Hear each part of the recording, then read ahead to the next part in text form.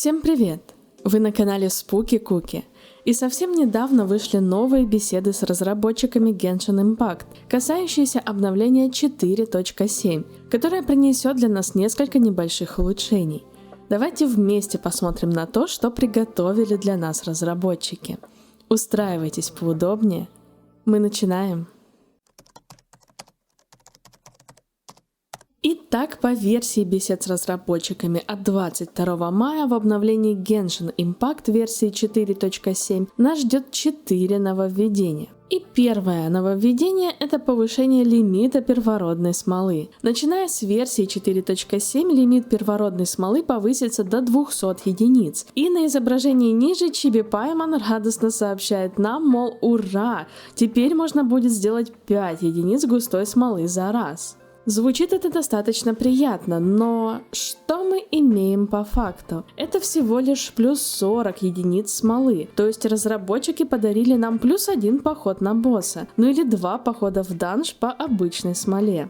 Конечно, дареному коню в зубы, как говорится, не смотрят, и это безусловно лучше и приятнее, чем 160 смолы, которую мы имеем сейчас. Но почему не сделали 240 смолы, как в Honkai Star Rail, это все еще вопросы, на которые у нас пока что нет ответов. Ну и конечно, в сообществе всколыхнулись недовольства по поводу того, что лимит обычной смолы увеличили, но густая смола осталась на уровне 5 единиц. А также были аргументы в пользу того, что это улучшение лишь видимость оптимизации системы смолы, поскольку если первородная смола так и будет восстанавливаться один раз в 8 минут, то для достижения лимита в 200 смолы нам потребуется ожидать 26 часов. И как правило, многие так или иначе будут заходить в игру не с полной смолой. Но лично мое мнение, данное обновление очень хорошее. Несмотря на недовольство, наконец-то лимит смолы увеличится, и мы сможем играть более комфортно и в каком-то смысле свободнее распоряжаться нашими ресурсами.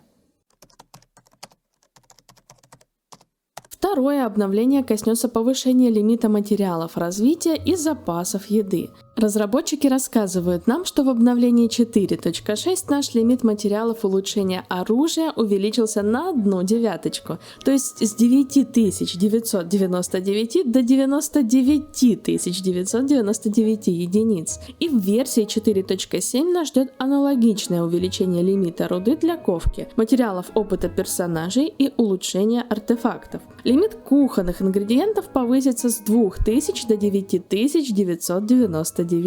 Разработчики делают акцент на том, что это позволит нам больше не уничтожать избыточные материалы. Прекрасное обновление. Не знаю, насколько это актуально касательно инвентаря с едой. Есть ли у меня здесь кто-то на канале, кто достиг лимита в 2000? Потому что у меня в этом разделе инвентаря еще очень много места. Но вот увеличение лимита руды для ковки и материалов улучшения артефактов радует, поскольку это тот раздел инвентаря, который в принципе способен залежаться и достигнуть своего лимита. Обновление номер 3. Повышение лимита друзей. Начиная с версии 4.7 в Genshin Impact можно будет добавить до 100 друзей. However сделает акцент на том, что так путешественники смогут исследовать Тейват с большим количеством единомышленников. Экстраверты ликуют. Сейчас в игре у нас лимит в 60 друзей. И давайте честно, есть кто-то, у кого он заполнен. Но в любом случае данное обновление хорошо вписывается в будущее исследование нового региона, поскольку не всегда игроки, находящиеся у нас в друзьях, бывают онлайн или заходят в игру. И для тех, кто любит играть в компании, это будет хорошим решением, чтобы не удалять из друзей предыдущих тиммейтов.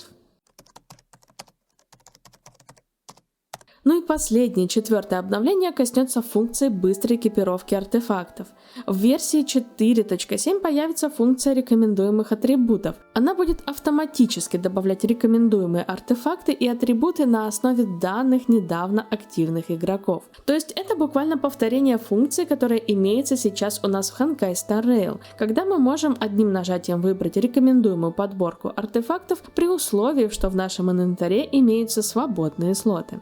Я думаю, это очень хорошее решение. По крайней мере, новичкам в Геншине, которые еще не разобрались толком в игре, это будет достаточно полезной функцией, чтобы не сделать странные билды, как я в свое время, например, на маленьких рангах делала физ-сянку. Но вопрос в том, как это будет работать. Hoyoverse говорят, что выборка будет состоять из того, какие артефакты ставят недавно заходившие игроки, но не всегда билды игроков совпадают с идеальным вариантом для персонажа. В любом случае, это большой плюс для игры. И, наверное, немного жаль, что в Геншине до сих пор нет возможности создать для себя артефакт с выбранной конфигурацией за определенные ресурсы, как это можно сделать в Honkai Star Rail.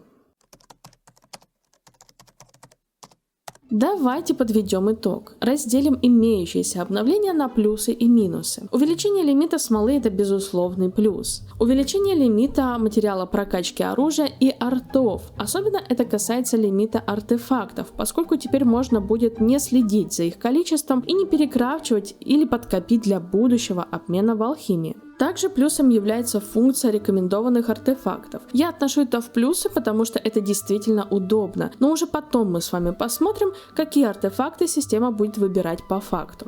Ну, конечно, сомнительный плюс для меня, но все же для кого-то это будет плюс — увеличение лимита друзей. Не могу отнести это к минусам, потому что для кого-то это обновление будет действительно актуально, особенно в преддверии нового региона. Из минусов смола увеличена всего лишь на 40 единиц. Как по мне, разработчики немного пожадничали. Я уже не сравниваю Genshin Impact с Honkai Star Rail, но даже в отрыве от другой игры 40 смолы остается не таким уж большим увеличением. Ну и спорное обновление — увеличение лимита кухонных ингредиентов, но это лично мое МХО. Я еще никогда не сталкивалась с лимитом или даже около него в вопросе кухонных ингредиентов, поэтому если для кого-то эта проблема актуальна, маякните мне в комментариях.